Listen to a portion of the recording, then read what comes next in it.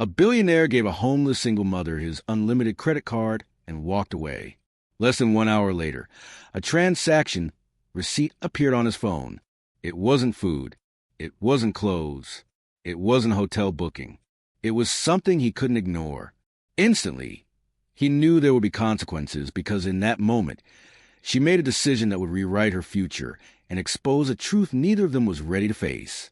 37-year-old Devin Whitmore had stopped believing in human goodness years ago. As CEO of Whitmore Pharmaceuticals Limited, a medical empire worth £8.9 billion, he'd watch people lie, manipulate, and betray for far less than pocket change. His penthouse overlooking the Thames had floor-to-ceiling windows, art worth millions hanging on walls that echoed with expensive emptiness. He owned properties in Kensington, Monaco, and Dubai. His watch cost more than most people earned in a year. Yet every morning, he woke up feeling like a man drowning in shallow water. His late father, Sterling Whitmore, had drilled one lesson into him since childhood. Trust is a currency fools spend freely. Son, the poor are especially dangerous. Give them an inch. They'll take everything and still demand more. They can't help themselves. Desperation makes thieves of everyone. Devin had carried that gospel-like scripture for 37 years. Every charitable donation filtered through lawyers and accountants. Every act of giving calculated for tax benefits and public image. He never once looked poverty in the face and simply helped. Not without conditions, not without control, not without protecting himself first. But that January morning, something cracked in the ice around his chest. He was late for an emergency board meeting, rushing through Brixton Station with his assistant trailing 3 steps behind. His Burberry coat cost £6,000. His leather briefcase held contracts worth £32 million. His phone buzzed relentlessly with messages from investors, lawyers, executives, all demanding pieces of his attention. Then he saw her. Huddled against the cold tile wall near the Victoria Line entrance sat a woman, maybe early 30s, with exhaustion carved into every line of her face. A little girl, no older than 6, slept curled in her lap, wrapped in a donated coat 2 sizes too large. The woman's arms were locked around the child like a fortress made of flesh and bone in desperate love. A piece of cardboard rested beside them. Black marker, shaky letters. Single mother. Lost our home. Anything helps. God bless you. Devin stopped walking. His assistant nearly crashed into him. Mr. Whitmore, the board is waiting. We have exactly 9 minutes to... Wait here, Devin said, his voice distant, disconnected from the urgency around him. He approached slowly, expensive shoes clicking against subway tile, unsure why his body moved when every logical part of his brain screamed to keep walking. Homeless people were everywhere in London, especially in Brixton, where Black American expats and Caribbean communities overlapped in struggles he'd spent years ignoring. This wasn't special. This wasn't different. This was just another casualty of a system he'd helped build. Except something about her stopped him cold. When the woman looked up, there was no performance in her eyes, no rehearsed desperation or practiced plea. Just bone-deep exhaustion, the kind that settles into marrow after months of carrying weight no single person should bear. Her lips were chapped from winter wind. Her fingernails were clean, but ragged. She'd given up on vanity, but not on dignity. "I'm sorry," she said immediately, her voice carrying that distinct American accent that marked her as far from home. "We're not bothering anyone. We can move if we need to." Her apology for existing hit Devin harder than any business loss ever had. "What's your name?" he asked, kneeling down despite the protest of his expensive trousers touching filthy subway floor. She blinked, surprised that kindness wore a suit that expensive. "Aaliyah," she said quietly. "Aaliyah Johnson. And your daughter?" The woman's arms instinctively tightened around the sleeping child. Protective. Primal. "Her name is Zuri. She just turned 6 last week." Devin studied Aaliyah's face. Intelligence lived behind that exhaustion. Education in the careful way she spoke. This wasn't someone born into poverty. This was someone who'd fallen from somewhere higher and couldn't find footing on the way down. "How long have you been out here?" he asked. Shame flickered across Aaliyah's features like a match struck in darkness. 5 months. We came from Atlanta for what was supposed to be a fresh start. I had a job lined up, but the company went under 2 weeks after we arrived. We were staying with a friend in Peckham until November, but she lost her flat too. We've been rotating between here and the shelter on Cold Harbor Lane when they have space. 5 months. A 6-year-old child sleeping on subway floors for 5 months, while thousands of people walked past every single day. His assistant cleared her throat impatiently behind him. Mr. Whitmore, we really must. Devin raised one hand, silencing her without breaking eye contact with Aaliyah. His father's voice echoed in his skull. The desperate will bleed you dry and smile while doing it. Maybe it was time to test that theory himself, to prove once and for all whether his father had been right, or whether Devin had spent 37 years believing a lie that protected his wallet but poisoned his soul. Devin reached into his pocket and pulled out his wallet. Aaliyah's eyes widened slightly, probably expecting a few notes if she was lucky. Maybe 20 pounds, maybe 50 if the universe felt generous. Instead, Devin pulled out a sleek black credit card, platinum edges, raised numbers, no spending limit, no restrictions. Just pure, unrestricted access to wealth most people couldn't comprehend in their wildest dreams. Aaliyah stared at it like he'd pulled out a weapon. "Take it," Devin said, holding the card between them like a bridge between two different worlds. "I don't understand," Aaliyah stammered, pulling Zuri closer as if the card itself might hurt them. "It's yours for 24 hours, Devin explained, his voice steady despite the chaos of doubt screaming inside his head. "Buy whatever you want. No limits, no questions, no conditions." Aaliyah's hand began to tremble. "Sir, this has to be some kind of trick. People don't just hand out credit cards to strangers, especially not to people like me." "I want to see something," Devin said, and for the first time in years, he spoke complete truth. "I want to see what someone with nothing does when given everything. I want to test something my father taught me. Prove him right or prove him wrong." He pressed the card into her palm. Her fingers were ice cold, rough from exposure, shaking like leaves of a storm. "Why me?" Aaliyah whispered, tears pooling in eyes that had cried themselves empty months ago. Devin looked at Zuri, sleeping peacefully despite the cold, despite the noise, despite the absolute instability of her entire world. He thought about his own childhood, nannies and private schools and skiing in the Alps. Every need met before he could even name it. This child had nothing except a mother who refused to let go. "Because I'm tired of assumptions," Devin said quietly. "Because I want to believe there's still something good left in people who've lost everything. Prove my father right or prove him wrong. Either way, I'll finally know the truth." Aaliyah closed her fingers around the card slowly, like someone touching fire for the first time and expecting to be burned.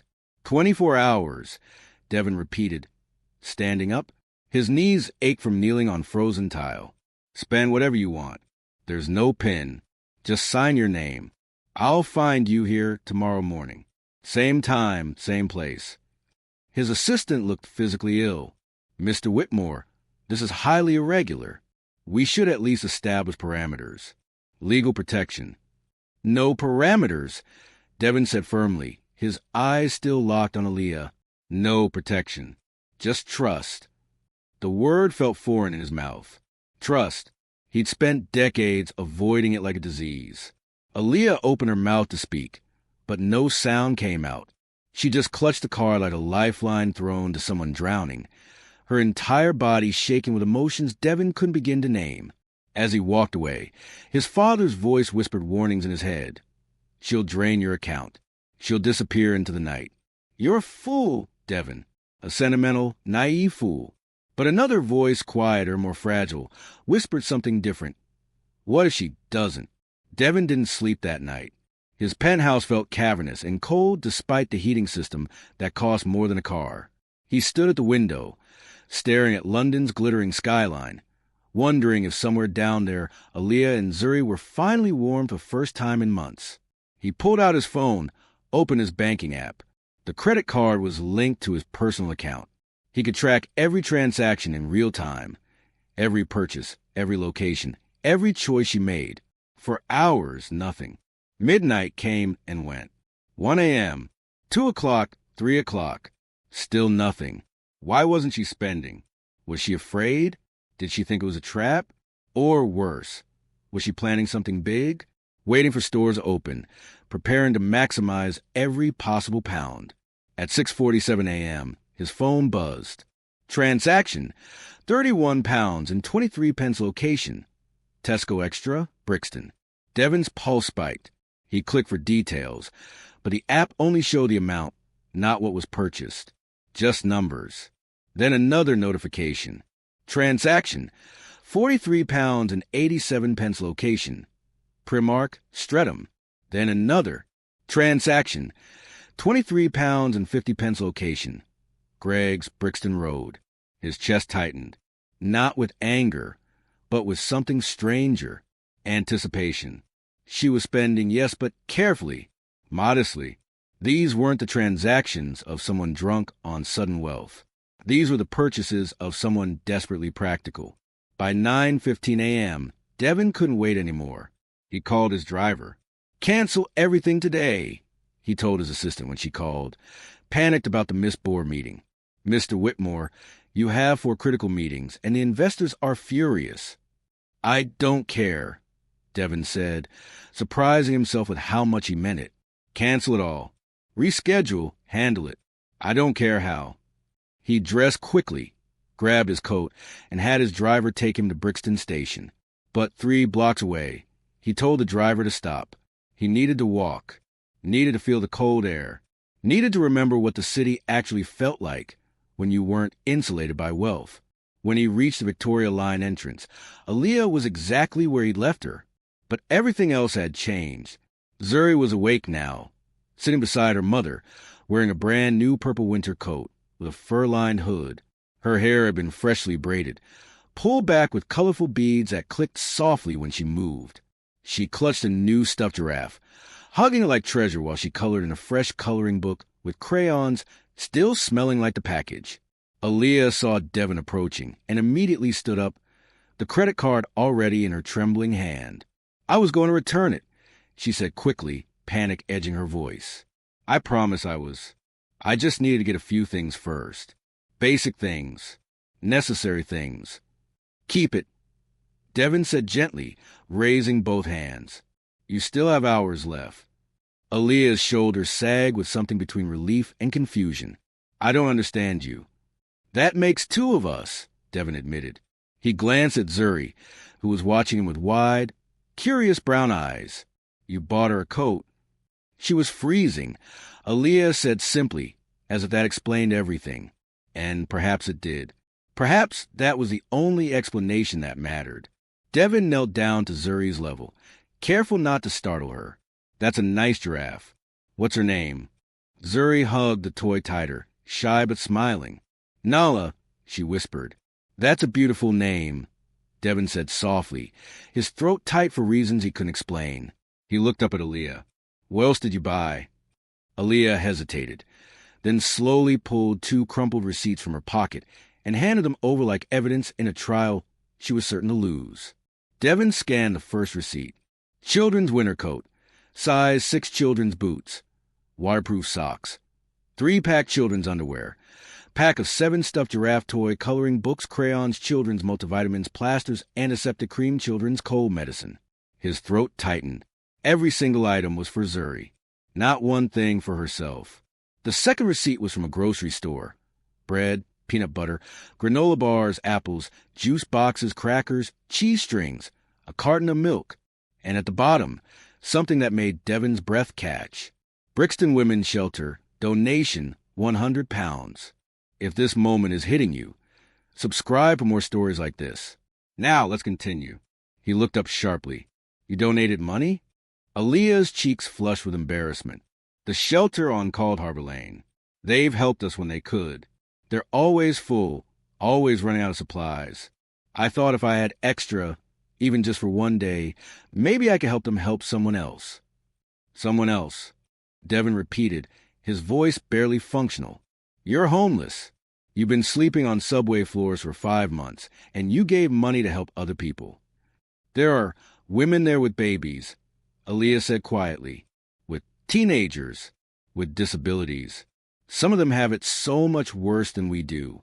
There's this one sister from Chicago, pregnant and alone.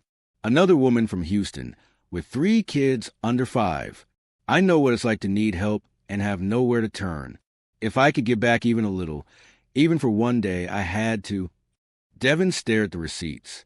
His father's voice was completely silent now, obliterated by the truth printed on thermal paper. This woman, who had every reason to be selfish, who had every justification to think only of herself and her daughter, had spent a billionaire's money on necessities, medicine, and charity. Not alcohol, not designer clothes, not jewelry or electronics, or anything remotely self-indulgent. Just survival, just kindness, just love. You didn't buy anything for yourself, Devin said, his voice strained. Not a single thing. Aaliyah shook her head. Zuri comes first. She always comes first. I can manage. I've managed this long. But she deserves better. She deserves to be warm, to be safe, to be a child. Devin looked at Zuri, carefully coloring a picture of Butterfly with fierce concentration, Nala the giraffe tucked under her arm, a child who'd spent 6 years learning that the world was cold and unstable, but who still smiled, still colored, still hoped. For the first time in his life, Devin Whitmore felt genuinely small, not in wealth, not in power, but in character, in humanity, in basic human decency. This homeless single mother had more grace in her roughened fingertips than he'd cultivated in 37 years of privilege. Come with me, he said suddenly, the words tumbling out before his brain could catch up. Aaliyah blinked. What? Both of you. Come with me. Please. Fear flickered in her eyes. Where? Somewhere warm, Devin said, his voice breaking slightly. Somewhere safe. Somewhere you can finally stop running. Tears spilled down Aaliyah's cheeks. She looked at her daughter, then at the man kneeling before them. And for the first time in 5 months, she allowed herself to believe that maybe, just maybe, not everyone in the world was cruel. Devin took them to the Savoy first. Not his penthouse. That felt too invasive, too overwhelming. Instead, he booked a corner suite overlooking the Thames with 2 bedrooms, a full kitchen, and windows that let in actual sunlight instead of fluorescent subway glare. Aaliyah stood in the doorway, frozen, unable to cross the threshold. It's okay, Devin said gently. This is yours for as long as you need it. No conditions, no expectations. Just safety. Zuri, unburdened by adult disbelief, ran inside immediately, her new boots squeaking on polished hardwood. She touched everything with wonder. The velvet sofa, the heavy curtains, the bowl of fresh fruit on the marble counter. Mama, look. Zuri called, pointing at the bathroom. There's a bathtub, a really big one, like in the movies. Aaliyah finally stepped inside, moving like someone walking through a dream that might shatter at any moment. She set down the plastic carrier bag that held everything she owned, literally everything that remained of her previous life, and turned to Devin with tears streaming freely. I don't understand, she whispered, voice fracturing. Why are you doing this? What do you want from us? Devin had been asked that question 1,000 times in business. People always wanted to know his angle, his strategy, his hidden agenda. But standing there, watching a mother see safety for the first time in months, he realized he didn't have an agenda. He just had a choice. You reminded me what money is actually for, he said quietly. I'd forgotten. Or maybe I never knew. Aaliyah walked over to where Zuri was pressing buttons on the TV remote, delighted by every channel that appeared. She knelt down and wrapped her arms around her daughter, holding her like she'd been afraid to hold her too tightly before, as if hope itself might break. You need to rest, Devin said, his voice thick. Order room service. Take a real bath. Sleep in an actual bed. I'll come back tomorrow morning. We'll figure out the next steps then. Next steps? Aaliyah asked, confusion and fear mixing in her expression. Housing, employment, school for Zuri, healthcare, childcare, stability. Devin listed them like a business plan, because that's what his brain did. It solved problems systematically. None of this has to be temporary, unless you want it to be. Aaliyah stared at him like he'd just spoken a language she'd forgotten existed. You're serious. Completely. You're a stranger. We're nobody. We're just two people who got unlucky and couldn't climb back out." "You were nobody," Devin corrected gently. "Now you're someone I care about. Now you matter. Now you have someone who won't let you fall again." Aaliyah opened her mouth to argue, to protest, to explain all the reasons this couldn't be real. But exhaustion won. 5 months of hypervigilance and fear, and sleeping with one eye open came crashing down. She sank onto the sofa, her body folding like someone who'd been holding up the sky and could finally let it rest on something stronger. "Thank you," she whispered, and the words carried the weight of 5 months of suffering compressed into 2 syllables. Devin nodded, his throat too tight to speak. "Get some rest, Aaliyah. You're safe now. Both of you." As he left the suite, he heard Zuri's delighted laughter echoing behind him, and Devin Whitmore realized he was smiling. Not the calculated, camera-ready smile he used in boardrooms, but something genuine, something human, something his face had almost forgotten how to do. That night, Devin made phone calls, not to lawyers or PR teams or financial advisors, but to people who actually helped: social workers, housing advocates, job placement specialists, education coordinators. He used his name not as a weapon, but as a key to open doors that had been slammed in Aaliyah's face for months. By morning, he had options. Real, tangible, sustainable options. He returned to Savoy at 9 a.m., carrying coffee and a bag of fresh pastries from a bakery Zuri would love. When Aaliyah opened the door, she looked transformed. Not in appearance. She still wore the same worn clothes, but in posture, in the way she stood straighter, in the way her eyes held something other than perpetual fear. Zuri was drawing at the table, humming a song about butterflies. Nala sat proudly beside her, overseeing the artwork. "Morning," Devin said, handing Aaliyah the coffee. She took it with both hands, inhaling the steam like a memory she thought was lost forever. Real coffee, from an actual coffee shop. I forgot what that was like. They sat together while Zuri colored, and Devin laid out the plan. A 2-bedroom flat in a safe neighborhood near good schools. Subsidized initially, but with a pathway to full independence. Job training programs matched to her skills. She'd been a medical administrator in Atlanta. Healthcare coverage. Zuri enrolled in year 1 at a primary school with excellent ratings and a breakfast and after-school club.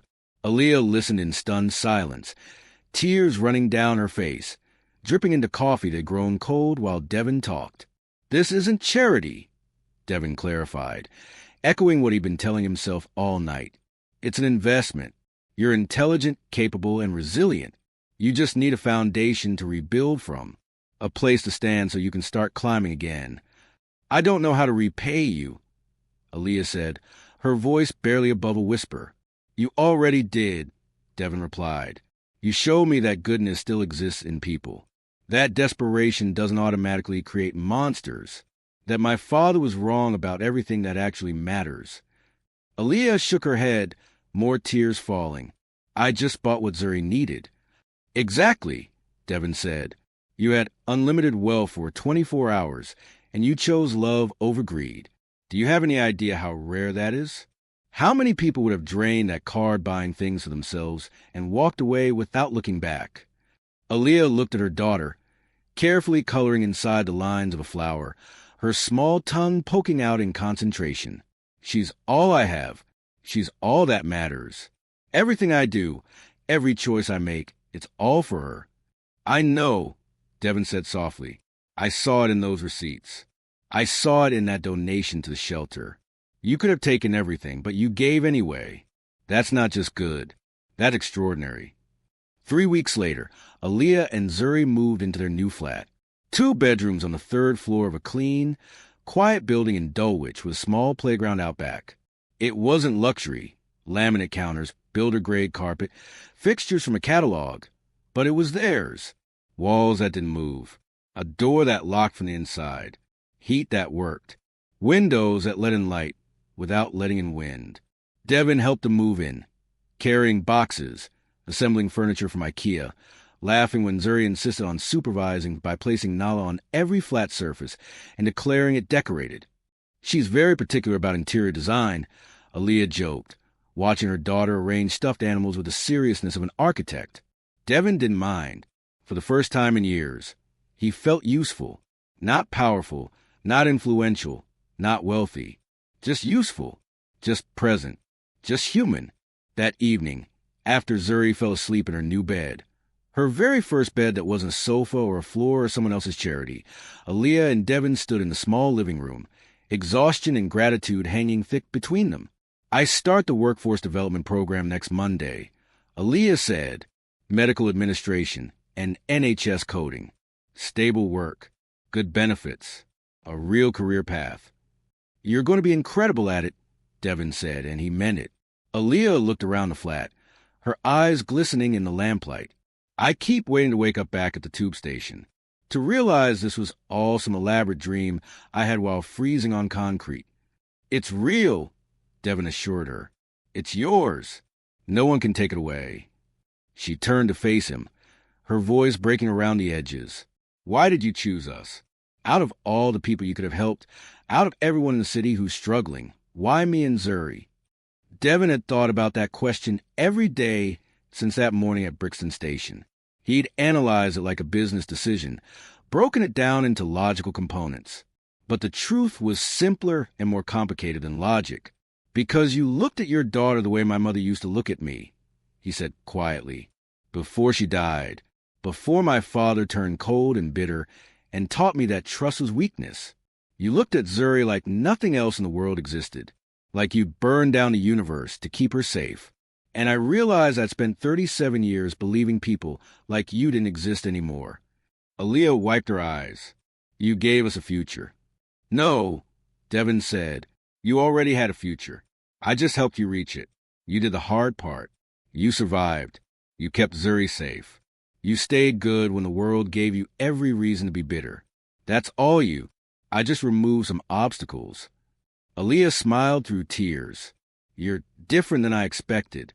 When I first saw you at the station in your expensive coat with your expensive briefcase, I thought you'd be cold, cruel, maybe indifferent at best." "I was all those things," Devin admitted. "You changed that. You and Zuri. You reminded me that wealth is worthless if it doesn't multiply meaning."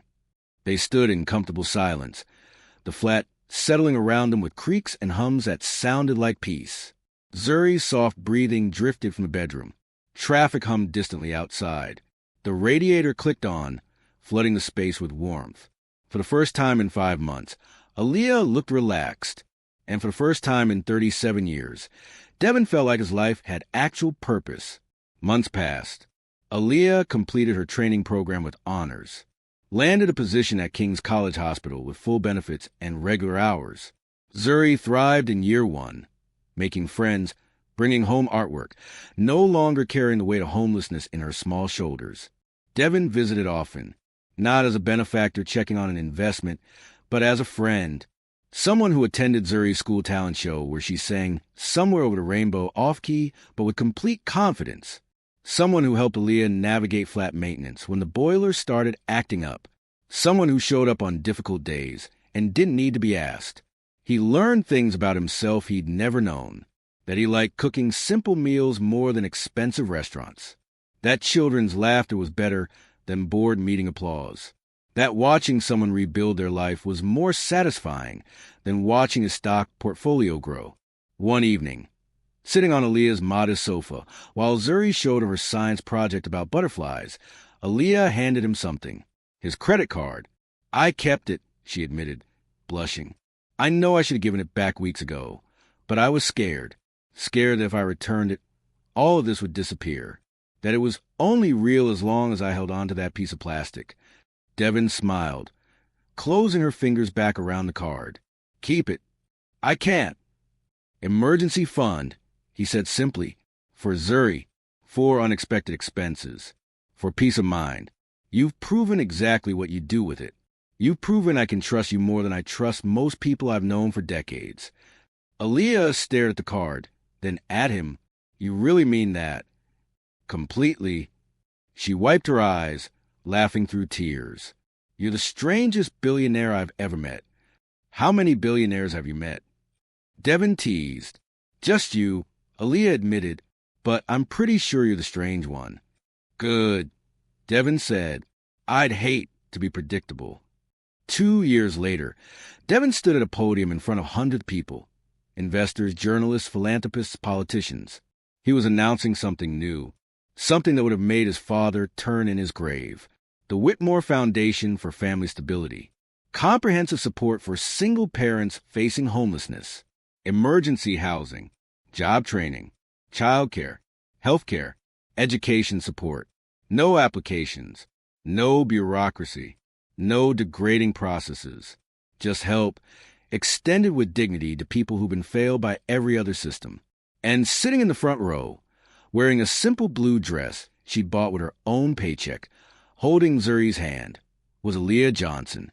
No longer homeless, no longer desperate, no longer invisible. Just a mother who'd survived hell and found her footing on the other side. Devin caught her eye during the speech, and she smiled. The kind of smile that said everything words couldn't. Gratitude, pride, friendship, hope. He thought about that January morning at Brixton Station, about a credit card extended like a test, about his father's warnings that the desperate would destroy him. But his father had been wrong about everything. The desperate weren't dangerous. They were human, capable of extraordinary love, remarkable resilience, and stunning generosity when given the smallest opportunity. Aaliyah Johnson had taught him that, had shattered his assumptions with receipts for children's coats and shelter donations, had broken his heart open in the best possible way. After the press conference, reporters swarmed with questions, but Devin only cared about two people. He found Aaliyah and Zuri outside near the fountain in front of the building. "You did it," Aaliyah said, tears streaming down her face. "You're really doing this. You're going to help so many families." "We're doing this," Devin corrected. "I want you on the foundation board. I want your voice, your perspective, your experience. I need someone who's been there, someone who understands what it's really like." Aaliyah looked shocked. "Me? On a board? Devin, I don't have any experience with." "You have the only experience that matters," Devin interrupted. "You survived. You stayed good. You know exactly what families need because you needed it. You're perfect for this." Zuri tugged on Devin's sleeve.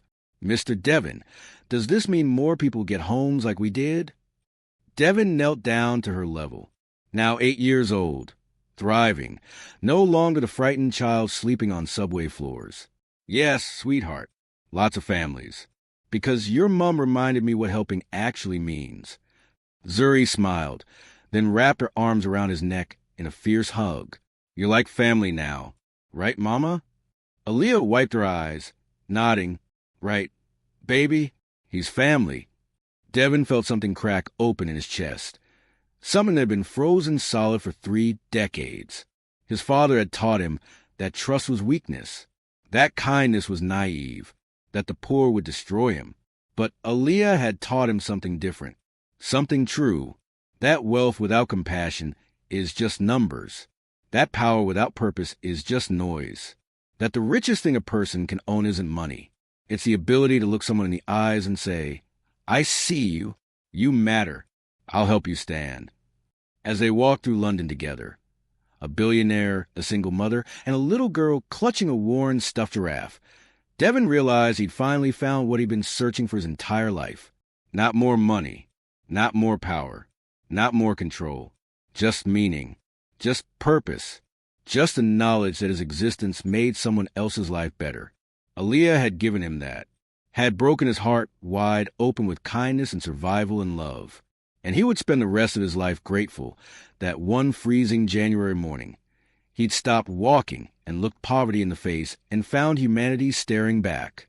The test he'd designed for Aaliyah had actually been a test for himself, and he'd finally miraculously passed. Thank you for watching. Take a few seconds to subscribe, like, and share this story with people you love. See you on the next one.